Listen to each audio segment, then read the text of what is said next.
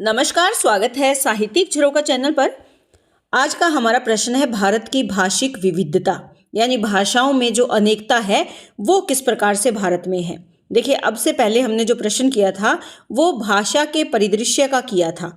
ये भी उसी प्रकार का प्रश्न है क्योंकि भाषा का परिदृश्य क्या है कि भारत में विविधता है और यहाँ पर भी हम जो प्रश्न कर रहे हैं वो क्या है, भाषिक विविधता ही करेंगे। तो आइए देखते हैं।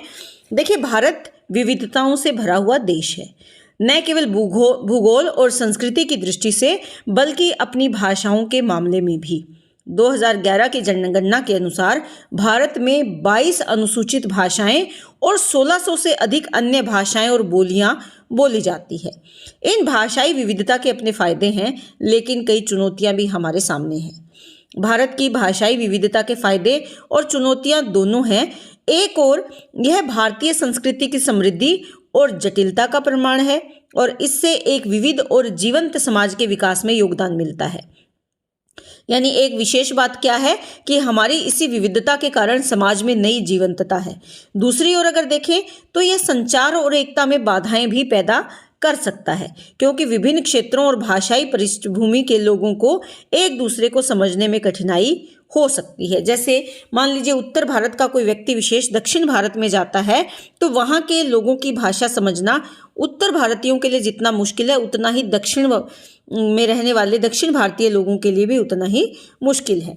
इन चुनौतियों से निपटने के लिए भारत सरकार ने भाषाई सद्भाव और समझ को बढ़ावा देने के लिए कई नीतियां भी लागू की है, जिनका जो सक्रिय रूप से इन भाषाओं की विविधता में अपना योगदान दे रही हैं।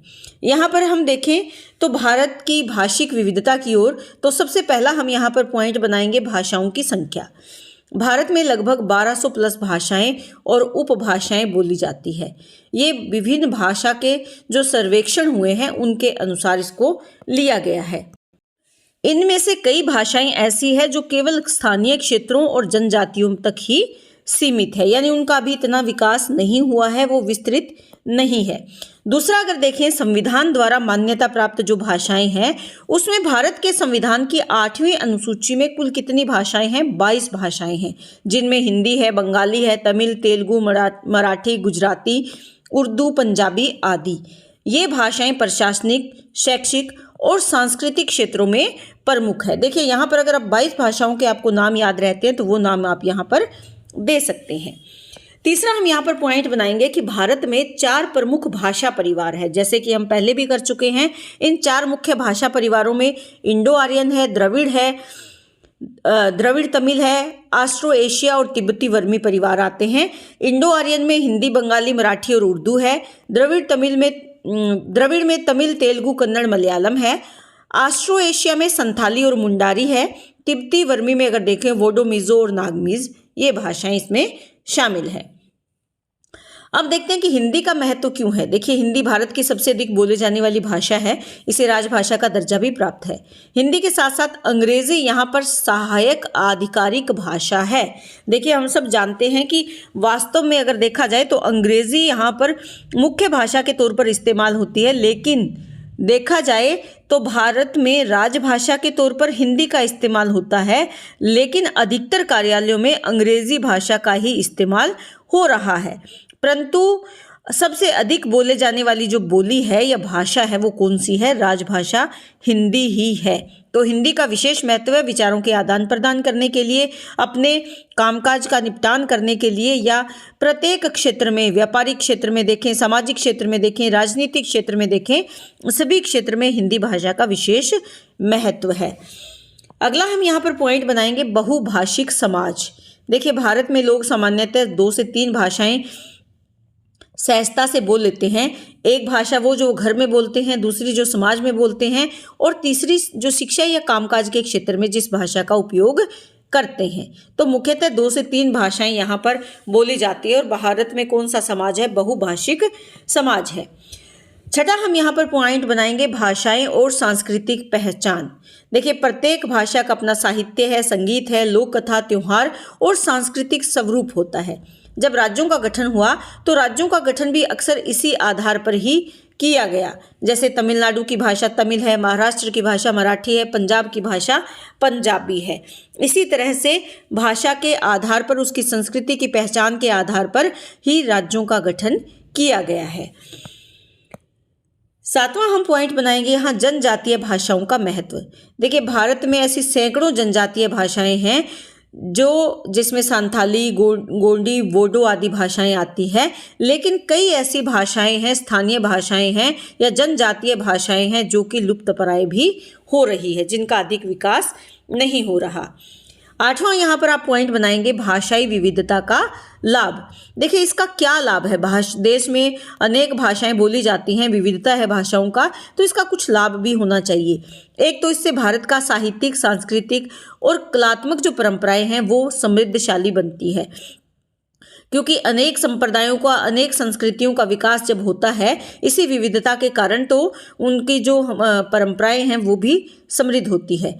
दूसरा, विविध भाषाओं से देश की एकता में विविधता की शक्ति भी बढ़ती है। जब अलग अलग संस्कृति के, धर्मों के लोग एक साथ जुड़ते हैं, एक स्थान पर रहते हैं, एक दूसरे से अपने विचारों का, अपनी संस्कृति का, अपनी परंपराओं का आदान प्रदान करते हैं, तो उससे क्या होगा? देश में विविधता के साथ साथ देश की समृद्धि भी होगी। और वो किस भाव की होगी? एकता के भाव की समृद्धि होगी।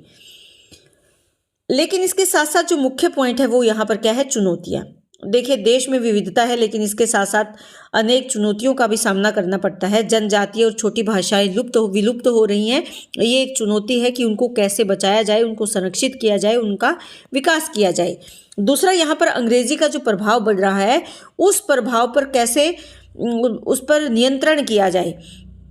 अंग्रेजी का प्रत्येक क्षेत्र में प्रभाव बहुत ज़्यादा बढ़ रहा है, चाहे वो समाज के क्षेत्र में हो, शिक्षा के क्षेत्र में हो, तकनीक के क्षेत्र में हो, उसका प्रभाव बढ़ रहा है। इसके लिए भी हमें प्रयास करना होगा कि अंग्रेजी के साथ साथ हिंदी का प्रभाव भी बढ़े।